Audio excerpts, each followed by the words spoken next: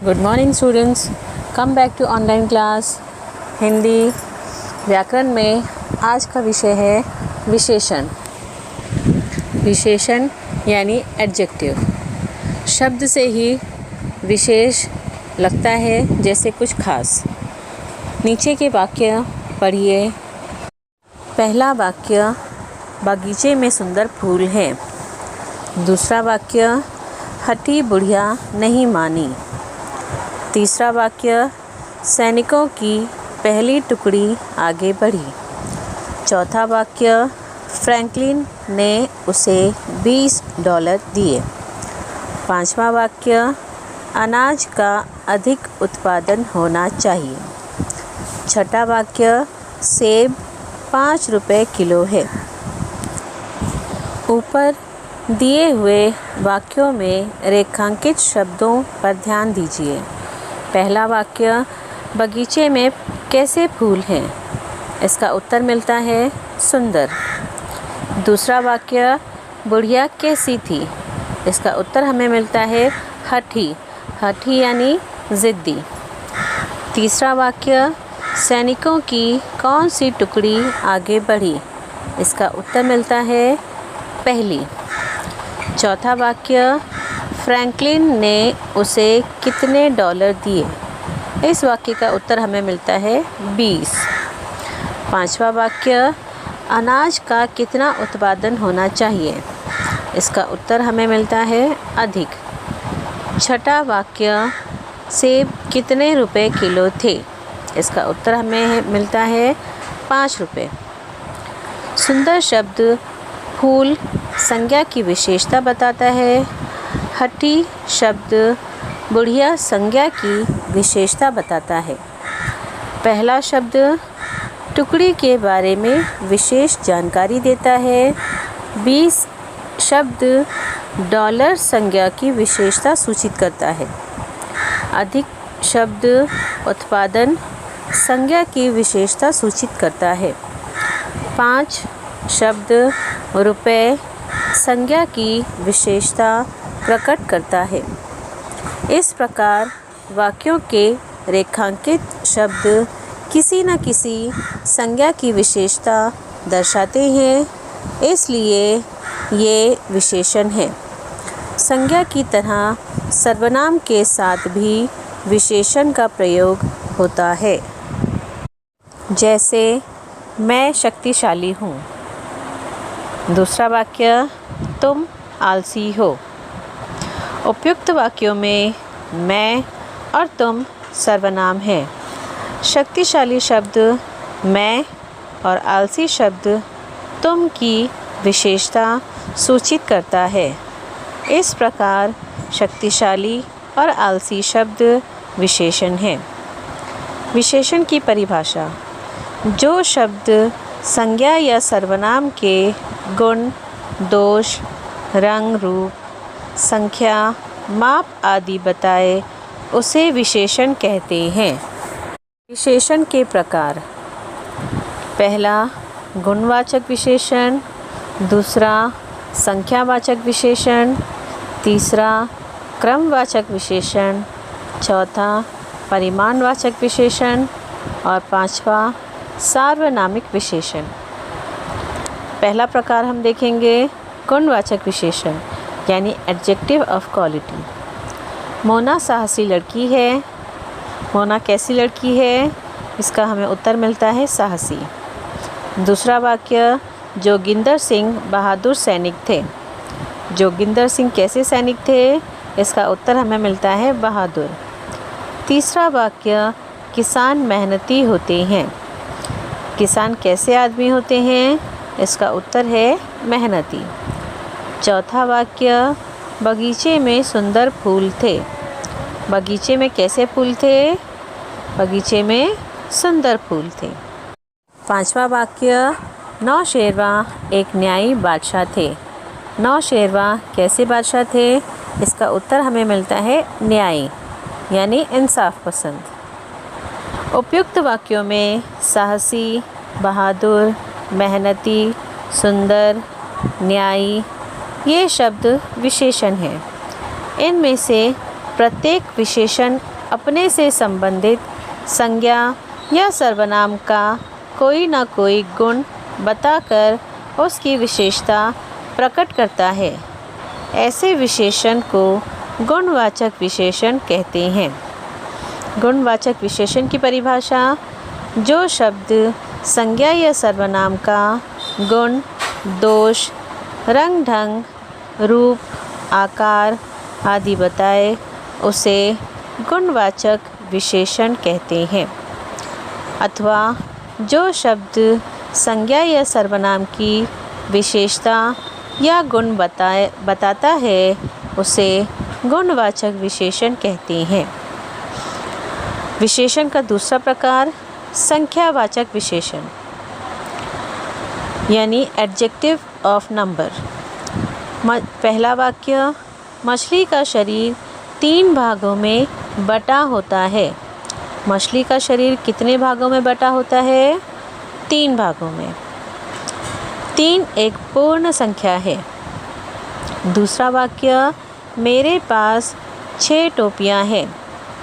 मेरे पास कितनी टोपियाँ हैं? कुल 6।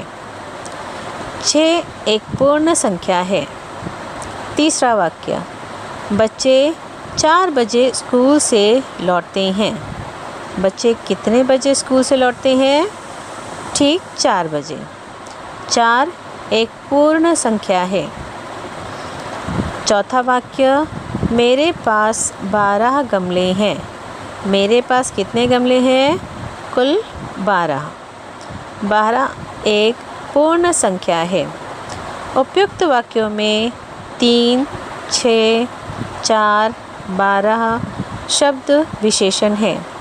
ये विशेषण अपनी अपनी संज्ञा के पूर्ण या अपूर्ण संख्या को सूचित करते हैं, इसलिए ये संख्यावाचक विशेषण हैं। संख्यावाचक विशेषण की परिभाषा: जो शब्द संज्ञा या सर्वनाम की संख्या बताए उसे संख्यावाचक विशेषण कहते हैं। संख्यावाचक विशेषण के भी 2 प्रकार होते हैं: निश्चित और अनिश्चित संख्यावाचक विशेषण। पहला, निश्चित संख्यावाचक विशेषण। जब विशेषण की संख्या निश्चित होती है तो उसे निश्चित संख्यावाचक विशेषण कहते हैं, जैसे 8 रुपये, 1000 पेड़, 3 चोर।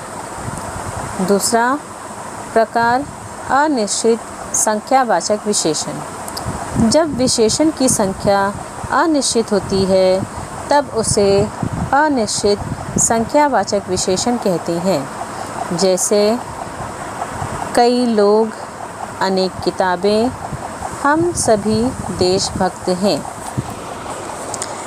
तीसरा प्रकार क्रमवाचक विशेषण, एडजेक्टिव ऑफ ऑर्डर। पहला वाक्य: वह लड़का कक्षा में प्रथम आया। दूसरा वाक्य: सीमा दौड़ में 3रे क्रमांक पर थी। तीसरा वाक्य: सावित्रीबाई फुले भारत की पहली शिक्षिका थीं। चौथा वाक्य: पुस्तक का 7वां पन्ना फट गया है। उपयुक्त वाक्यों में रेखांकित शब्द विशेषण हैं। ये विशेषण संख्या से बने हैं। इनमें से प्रत्येक विशेषण संख्या का क्रम सूचित करते हैं। ऐसे विशेषण को क्रमवाचक विशेषण कहते हैं। क्रमवाचक विशेषण संख्यावाचक विशेषण का उपभेद है। क्रमवाचक विशेषण की परिभाषा: संज्ञा के क्रम को सूचित करने वाले विशेषण को क्रमवाचक विशेषण कहते हैं। क्रमवाचक विशेषण इस प्रकार हैं: संख्या और क्रमवाचक। 1 पहला, 2 दूसरा, 5 पाँचवा, 7 सातवां, 11 11वां। विशेषण का चौथा प्रकार परिमाणवाचक विशेषण, एडजेक्टिव ऑफ क्वांटिटी। पहला वाक्य: इस साल बहुत गर्मी पड़ी है। दूसरा वाक्य: शरबत में थोड़ी शक्कर और चाहिए। तीसरा वाक्य, गाय आधा लीटर दूध देती है। चौथा वाक्य, रमेश बहुत मेहनत करता है। पांचवा वाक्य, सुरेश के घर कम लोग रहते हैं।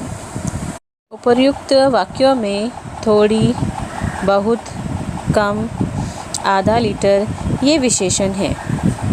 पहला वाक्य, इस साल कितनी गर्मी पड़ी? इसका उत्तर मिलता है बहुत। दूसरा वाक्य, शरबत में कितनी शक्कर और पड़ेगी? इसका उत्तर हमें मिलता है थोड़ी। तीसरा वाक्य, गाय कितना दूध देती है? इसका उत्तर है आधा लीटर। चौथा वाक्य, सुरेश कितनी मेहनत करता है? इसका उत्तर हमें मिलता है बहुत। पांचवा वाक्य, सुरेश के घर में कितने लोग रहते हैं?